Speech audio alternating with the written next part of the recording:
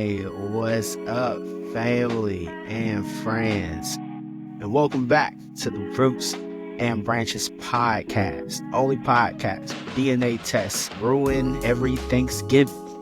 I'm Darryl Powell, Dr. Darryl Powell. And today we're digging into some family, some stuff. It's got everything from love, lost secrets, and probably enough kids to run a small town. Who are we talking about? We're talking about Paris Draper. Now, Paris Draper may have had 20 plus kids, and let's be real, when you hear about a man with that many kids, there's a story behind it. And trust me, this one has layers, but more importantly, he was a husband, a father, and a pioneer in some rights. But let's do a quick recap. Who was Paris Draper? Paris Draper was a man who was born sometime in the mid to late 1800s in South Carolina. And, the details of his birth we might not have, but what we do find is that his legacy is one that was met with some achievements, coming from Thomas Draper's father and navigating from post-Reconstruction to having the trade as a blacksmith, to having a family, and reportedly, taking his talents to constructing one of the first jails in Barlow, South Carolina. Daphne Powell, the family genealogist, tells us that Paris Draper fathered over 20 kids officially. And 14 of those, or 15 of those are documented, and we're still trying to figure out if the rest of that is true. What's more important to understand is he had two major relationships. His wife, Della Dublin, who was officially kind of the matriarch of the family at that time, but he also fathered children by a married woman, his mistress, Julia Stroman, who was no secret to the family. So as we break down this part of his life and the children, let's start where every family story starts, with children, and let's start with the wife. So Della Dublin and Paris Draper get married sometime, I believe, in the late 1800s, early 1900s. Together, they were extremely busy as they had 10 children. We don't know much about Della's early life, but my mom says that she more than likely lived in the same area, and that's probably how her and Paris Draper initially met in the 1800s, early 1900s.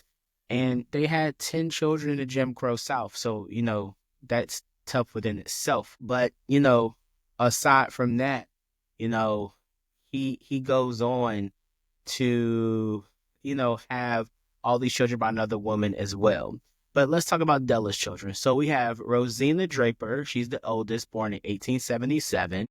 Emma Draper, who eventually moved to Savannah, born in 1880. We have Sarah Draper, 1882. We'll get back to her in a little bit. We have Theodore Draper, born in 1884. William Draper, also born in 1885. Paris Moss Draper, 1886, and Solomon Draper, born in 1889. Della Draper, born in 1893, and Paul Draper, born in 1894. Paul Draper was killed on the railroad in 1915. If you remember this story from last week, you'll know. And then we had Anne Draper, born in 1896. Now, if you're thinking, wow, that's a lot of children, you are right. But here's where things get more complicated. While Della was at home raising Paris Draper's children, 10, Paris Draper seemingly has a whole nother family with a married woman by the name of Julia Stroman. And mom says that this was no secret. Julia Stroman was found in the 1900 census as a housekeeper, and more than likely, she was in the area with Paris Draper as well. She wasn't hiding, and nobody pretended that she didn't exist. But it seemed like she was more independent in her nature. Like I said, being listed in the 1900 census as a woman, as being the head of household in Beaufort Bridge at 30 years old, kind of tells you a lot probably about how she kind of carried her own self. She was taking care of her husband and probably kids of her own, But together, her and Paris Draper, and both of them are married, have 4 children. Lonnie Draper, Claire Draper, Robert Draper, Daisy Draper. And while they weren't raised in the same household as Della's children, they're just as much a part of this family's legacy. Paris just wasn't a father of many. He actually becomes, I would say, a more polarizing figure for some of his wits, but also it's these children with Sarah and Julia.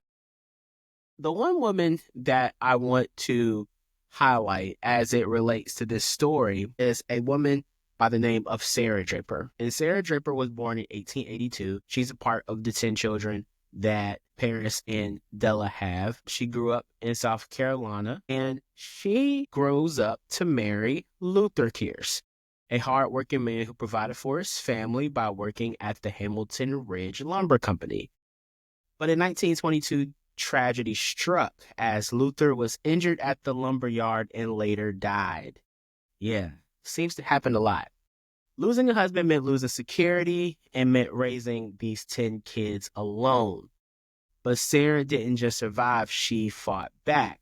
She took her case to probate court and was awarded $1,400 for Luther's death.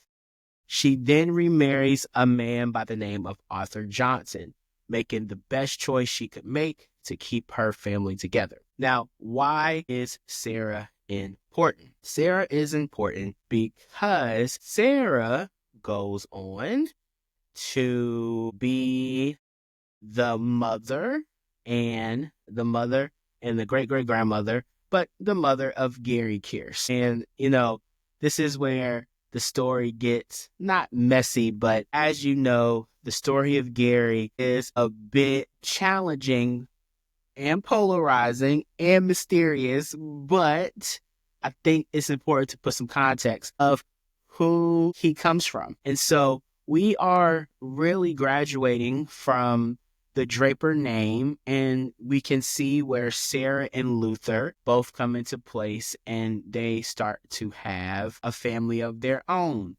And that family will eventually lead to the birth of Gary Kearse. So I just want to say that, as we start to dive into some of the deeper Kearse folklore and stories here, what's important to understand is that you're going to see these things come up in these stories where people have extra kids and all this stuff. But, in a lot of ways, this is just, people familiar with their communities and environments. And, people do people stuff, right? So I think that what I am going to dig a little bit more about is how Sarah and Luther met. I tried to ask my grandma today, but she 80 years old and she don't wake up till about 2 o'clock in the afternoon. So there's that. But, what's interesting about Luther is, I have seen my mother in this regard in genealogy spend almost 20 years trying to find information on Luther's birth. And up until recently, she hasn't had a lot of success. And this is just, the reality of what it means to do Black genealogy, right? Where you have these stories that you have to kind of tell in pieces because, you might not have all the information. So, we don't have, a full picture of where Sarah and Luther met. We don't even really know where Luther was born. But we do know that Sarah and Luther do have children, and those children go on to be the grandparents and parents of people who are directly related to me and some of you all. So if you're listening to this and you are a Kearse and you want to know, hey, your mother might be a Kearse, your grandmother might be a Kearse. Luther and Sarah Kearse was the couple that, put that name together, and the children had the children that eventually become my grandmother, your aunts and uncles in this regard. And so to preview a little bit next week, we're going to dive a little bit more into the lives of Sarah and Luther's children, highlighting Gary Kearse, But I'm not going to spend a whole lot of time talking about Gary because, I talked a little bit about him last podcast. However, we are going to talk about Gary's life. But I think in looking at Gary's life, I think I learned more about his brothers and sisters. And that made me come up with more questions about him specifically.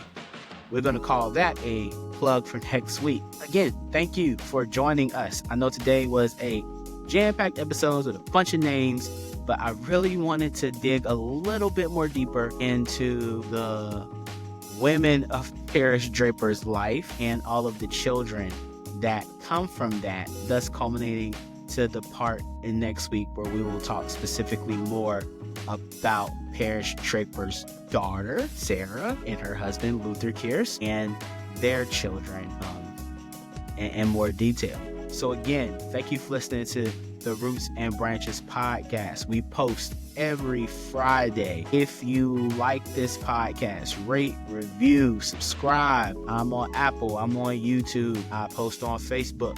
Reach out to me. And if you have questions about your family, or you may be trying to think about ways to look up your family history, hit me up. I might have some tips and some tricks. Also, if you have family stories as it relates to something that you want to share about your family or my family, hit me up. Because this podcast isn't just about my family, because eventually we'll start covering some other family stories from people who want to share or want to find out more about their ancestral homes and stories. So again, it's been a rather snowy week on the East Coast, so hopefully everybody is safe and sound, and hopefully winter stops pretty soon, because I'm tired of the cold and the weather. I'm ready for the spring so I can get outside. But again, we will see you next Friday. Again, thank you for listening. Stay rooted. Peace.